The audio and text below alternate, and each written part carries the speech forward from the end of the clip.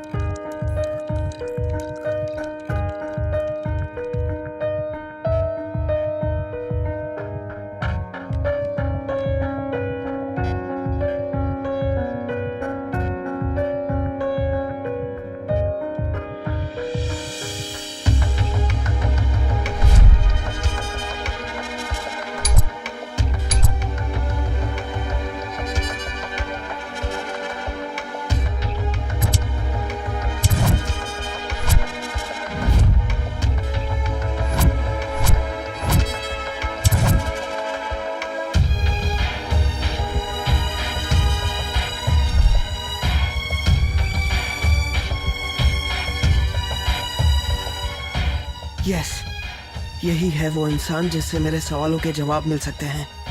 मुझे इनसे मिलना ही होगा।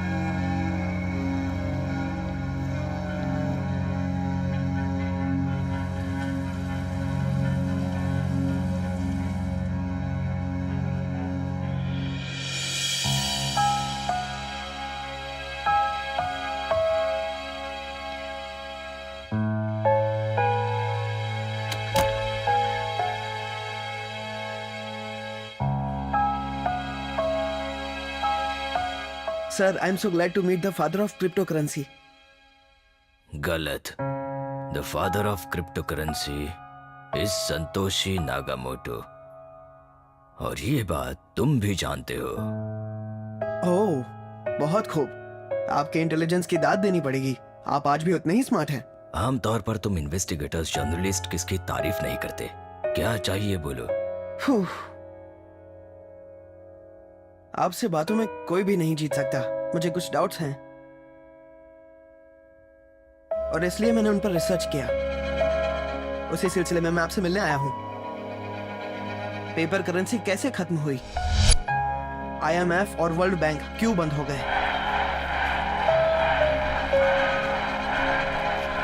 और सबसे जरूरी बात, काउंटर इकोनॉमिक हिटमैन एजेंसी क्यों शुरू हुई? काउंटर इकोनॉमिक हिटमैन एजेंसी के बारे में जानना है तुम्हें, तो सुनो। दुनिया में विश्व युद्ध क्यों होते हैं, ये बात आज तक कोई नहीं जान पाया। दूसरे विश्व युद्ध के बाद अमेरिका सुपर पावर बन गया और यूनाइटेड स्टेट्स ऑफ अमेरिका के नाम से पूरी दुनिया में उसकी पहचान बन गई। अमेरिका ने अपने सैनिक और आधुनिक हथियारों के बल पर लगभग 40 राष्ट्रों के प्रतिनिधियों को सूचित कर ब्रिटेन वुड्स नामक शहर में एक महत्वपूर्ण बैठक बुलाई। इस बैठक में एक निर्देश जारी किया गया कि दुनिया के सभी राष्ट्रों की आर्थिक व्यवस्था एक जैसी होनी चाहिए। हर देश में मौजूद सोने की कीमत अमेरिकी डॉलर के हिसाब से तय करके सभी देशों में इंपोर्ट या एक्सपोर्ट किया जाएगा। इस निर्देश को कुछ देशों ने ना चाहते हुए भी अपनी सहमति दे दी और इस तरह पूरी दुनिया में जहां कहीं भी इंपोर्ट या एक्सपोर्ट होता है तो वो डॉलर के रूप में ही होता है। अमेरिका अब दुनिया भर में अपना रोब जमाने लगा था। उसने डॉलर का मुद्रण करके अंतरराष्ट्रीय बाजार यानी इंटरनेशनल मार्केट में डॉलर का इस्तेमाल गरीब देशों को कर्ज देकर उन्हें अपनी उंगलियों पर नचाने के लिए करने लगा। यहाँ तक कि अमेरिका, IMF और वर्ल्ड बैंक द्वारा दिए गए कर्ज को भी ब्याज के तौर पर इस्तेमाल करके उनके संसाधनों को हड़पता गया, जिससे उनकी आर्थिक व्यवस्था आगे बढ़ने से रुक गई। इकोनॉमिक हिटमैन के नाम का एक गिरोह इन संस्थानों के लिए काम करता था। भारत देश को भी भारी मात्रा में इसी गिरोह ने कर्ज देकर उसकी आर्थिक व्यवस्था को कमजोर करने की कोशिश की थी, जिसे अंजाम दिया था एक युवक ने। पहले 2 विश्व युद्ध हथियारों से हुए, लेकिन तीसरा युद्ध करेंसी से हो रहा है। हम सब हैकर्स का एक अनोखा स्वभाव है। हम लूटते हैं, लेकिन पैसे को नहीं, सिर्फ कंप्यूटर्स के सिक्योरिटीज को लूटते हैं। मेरी एक बहुत छोटी सी ख्वाहिश है, बस 10 लाख करोड़ रुपए चाहिए। दुनिया में सभी बैंकों को पैसा देने वाली सेंट्रल बैंक को लूटने का प्लान था मेरा। सभी को कुछ न कुछ जुनून होता ही है। वैसे मुझे कौटिल्य ने लिखा अर्थशास्त्र और चार्ल्स बैबेज ने बनाया हुआ कंप्यूटर दोनों बेहद पसंद है। हैकिंग करते समय तुम पर कोई ध्यान नहीं देता, होने के बाद हम किसी पर ध्यान नहीं देते। 3, 2, 1 गो। वेब सिक्योरिटी को बढ़ाने के बारे में मैंने कई बार कहा, पर तुमने ध्यान नहीं दिया। तुम्हारे तमाम सिस्टम्स में वायरस डाल दिया गया है। गवर्नमेंट के वेबसाइट्स काफी कमजोर लग रहे हैं।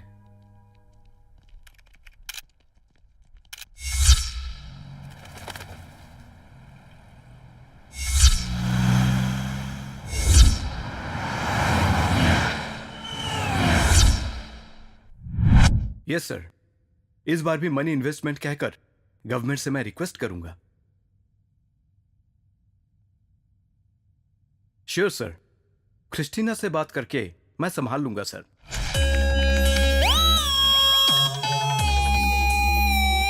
Sure sir, I will handle it, no problem.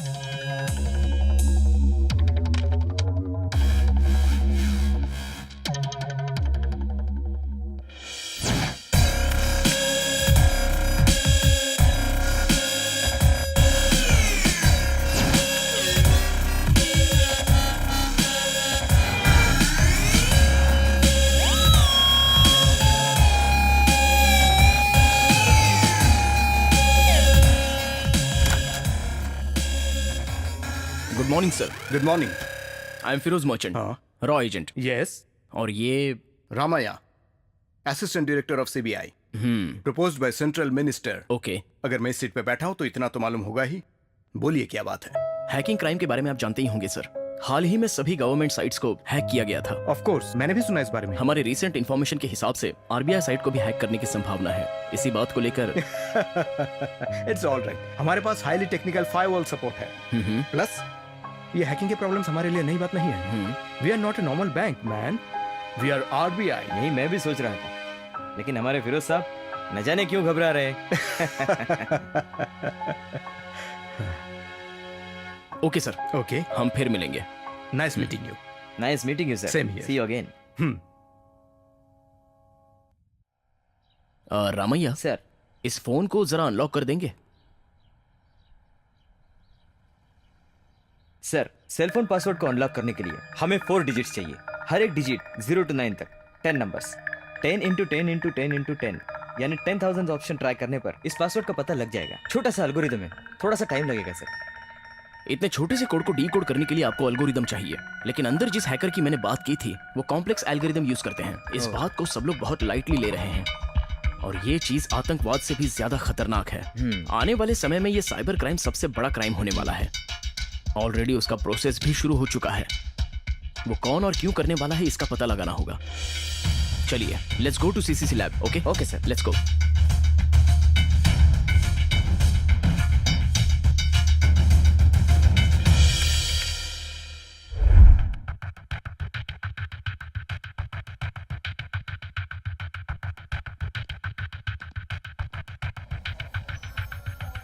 Good morning, sir. Good morning. Excuse me, guys. Here's Mr. Feroz from Raw. ये हम सबके साथ एक जरूरी बात करने आए हैं। Go ahead, sir. Good morning guys. Hacking हमारे लिए कोई नई बात नहीं है, लेकिन इस बार RBI साइट्स को हैक करने की इंफॉर्मेशन मेरे पास आ चुकी है। सो हमारी सरकारी संस्थाओं से जुड़ी सभी अंतर्जातीय संस्थाओं पर कड़ी नजर रखिए, यहाँ तक कि हमारी सरकारी संस्थाओं पर भी। Okay, keep me informed. Sir, हम एक एनक्रिप्टेड मैसेज को डिकोड करने की कोशिश कर रहे हैं, लेकिन वो आरबीआई से लिंक्ड है। व्हाट? आप स्क्रीन पर देख सकते हैं सर। वेलकम। हमारे वेब सिक्योरिटी को बढ़ाने के लिए 1000 बार कहा था, लेकिन तुम लोग नहीं सुन रहे हो। तुम्हारे तमाम सिस्टम्स में सभी बग्स एक्सपोज हो रहे हैं। गवर्नमेंट के सभी वेबसाइट्स काफी कमजोर लग रहे हैं। इससे ज्यादा हम डिकोड नहीं कर पा रहे हैं सर।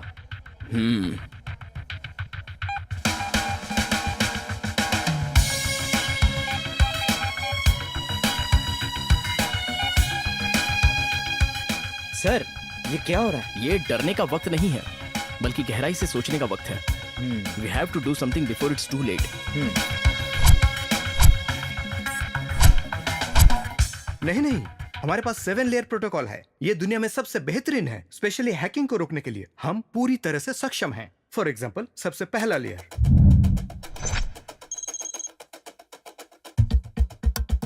ये है मॉनिटरिंग एंड असेसमेंट लेयर। हमारे सभी आरबीआई सिस्टम्स डीएमसी द्वारा यानी डायरेक्ट मॉडेम कनेक्शन के तहत काम करते हैं। ऐसा करने से अंतरजाल मतलब इंटरनेट में मौजूद सभी हैकर्स ब्लॉक हो जाते हैं।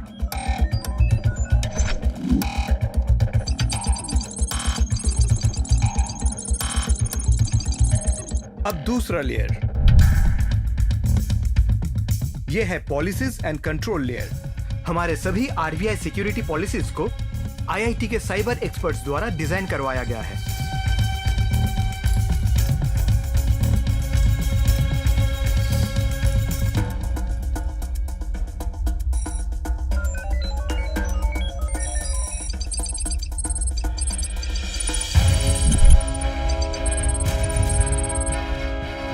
अब तीसरा लेयर, यह है एंटी हैकर सॉफ्टवेयर लेयर। इस सर्वेलेंस सॉफ्टवेयर को खासकर माइक्रोसॉफ्ट वालों से तैयार करवाया गया है।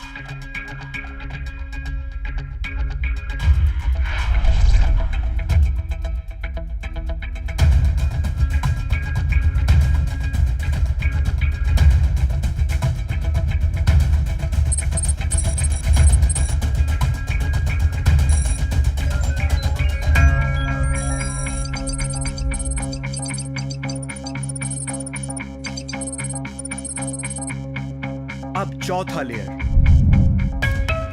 जो है firewall layer. Next generation PA5060 firewall with 20 Gbps capacity install किया है।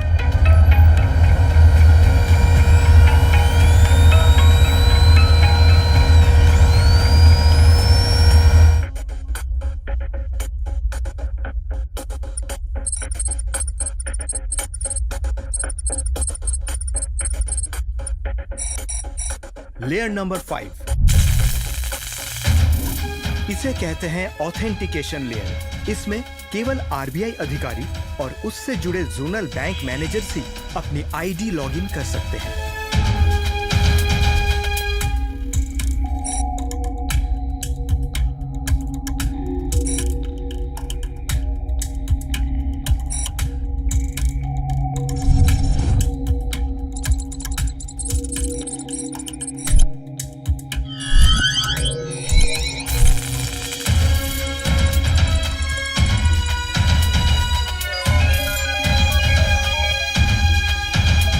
लेयर नंबर 6, यह है एन्क्रिप्शन लेयर। एसिमेट्रिक एन्क्रिप्शन द्वारा क्रिप्टोग्राफिक एल्गोरिदम को हम यहां रन करवा रहे हैं। इन्हें पता करना यूएस में मौजूद साइबर एक्सपर्ट्स के लिए भी मुश्किल ही नहीं, नामुमकिन है।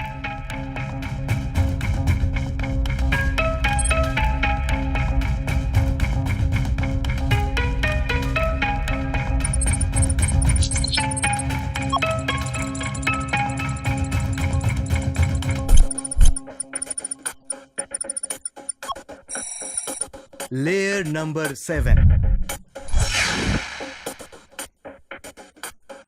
ये असेस करती है हमारी तमाम इलेक्ट्रॉनिक नेटवर्क को। यहाँ की आरटीजीएस द्वारा इंडिया में मौजूद सभी बैंकों को एक्सेस कर सकते हैं। इस लेयर में केवल बायोमेट्रिक स्कैन द्वारा या फिर रेटिना स्कैन यानी अपनी आंखों की स्कैन द्वारा ही लॉगिन किया जा सकता है।